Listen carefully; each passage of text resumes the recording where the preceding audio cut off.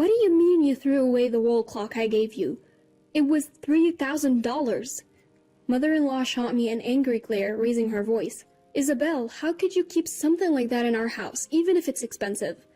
I tried to stay calm, but couldn't contain my emotions. I glared back at mother-in-law, expressing my distrust.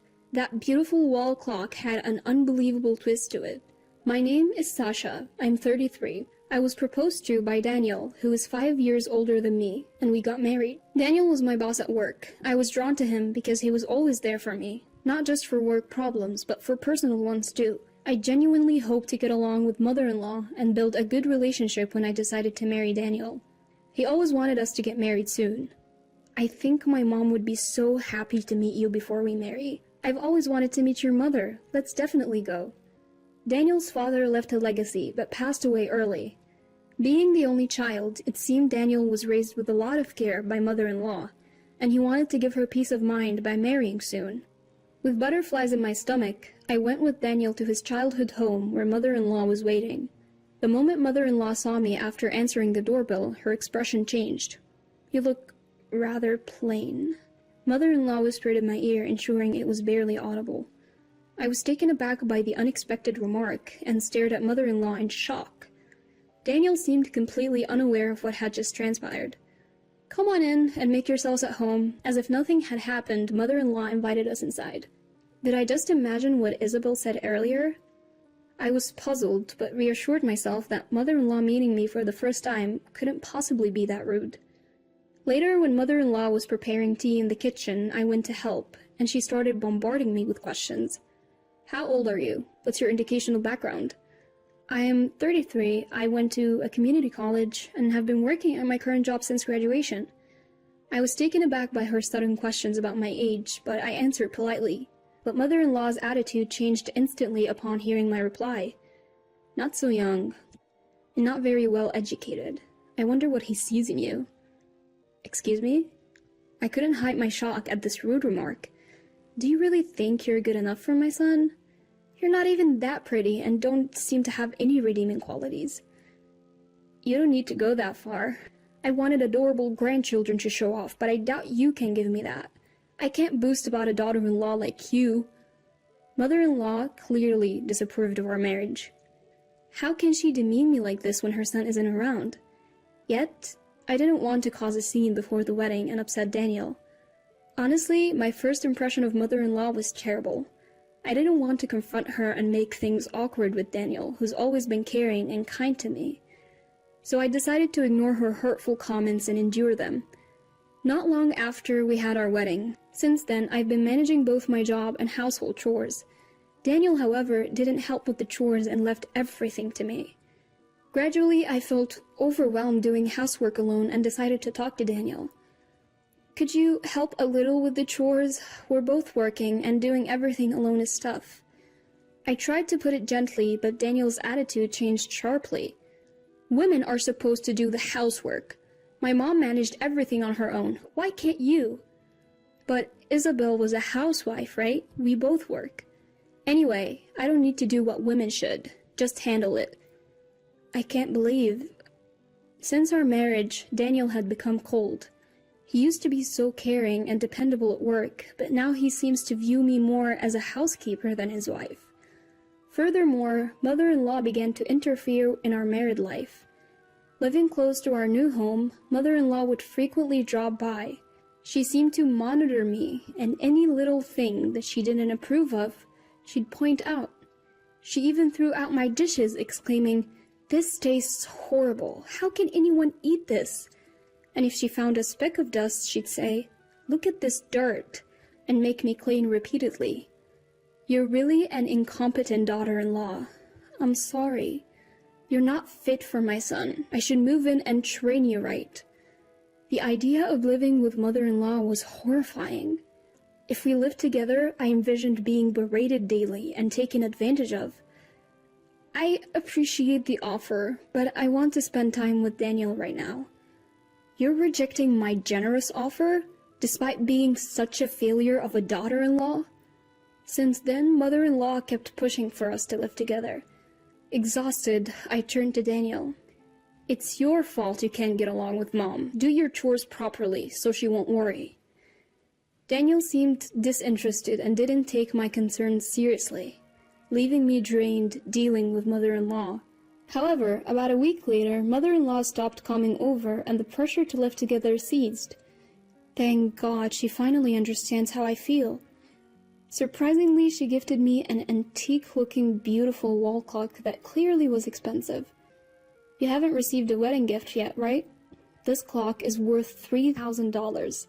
Take good care of it. Thank you so much for this beautiful clock. I felt joy, thinking I was finally accepted as a family member. However, after receiving the clock, mother-in-law's phone calls began to include bizarre comments. If you have time to nap in the living room, you should be doing chores. How did you know I was resting for a bit? I can easily imagine what an inefficient daughter-in-law like you would do.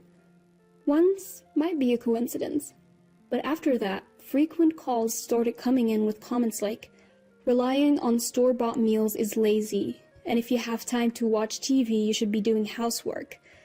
I was deeply unnerved, wondering how she knew what I was doing. Come to think of it, these calls began right after I received that clock. It felt as though the clock was watching my every move. Could it be? To confirm my suspicion, I took off the clock's cover to inspect the inside. Just as I thought. To my horror, I found something inside. I took a picture of it as evidence and immediately disposed of the clock. That evening when Daniel returned from work, he immediately noticed the clock's absence. Where's the beautiful clock? I got rid of it, because that clock... Before I could explain, Daniel flared up in anger. What? You threw away an important gift from Mom? That's it. We're getting a divorce. Without listening to me, he stormed off to his mother's house. The mention of divorce, especially so soon into our marriage, left me devastated and speechless. He won't even talk or face me. Daniel doesn't trust me. This isn't fair. Overwhelmed with frustration and wanting to change the situation, I decided, I can't let it end like this. The next day, determined to prove my innocence and expose mother-in-law's deeds, I visited her home. Showing up without notice. Clearly your parents didn't raise you right. What do you want? You should know why I'm here. What are you talking about? I disposed of that clock you gave me. It had no place in our home. Mother-in-law's eyes blazed with fury as she shouted hysterically. How could you? Do you know the value of that clock? Must have been valuable to you, considering you could spy on our home with it. Yes, inside that clock was a tiny built-in camera. But when confronted, mother-in-law arrogantly smirked. Caught on quicker than I thought. It was to expose what an inadequate daughter-in-law you are. Excuse me. I thought if my son knew how useless you are, he'd divorce you and find someone better. What you did is a crime. Despite my sincere anger, mother-in-law mocked me with a sarcastic grin. But there is no evidence left, is there? You impulsively threw the clock away, after all.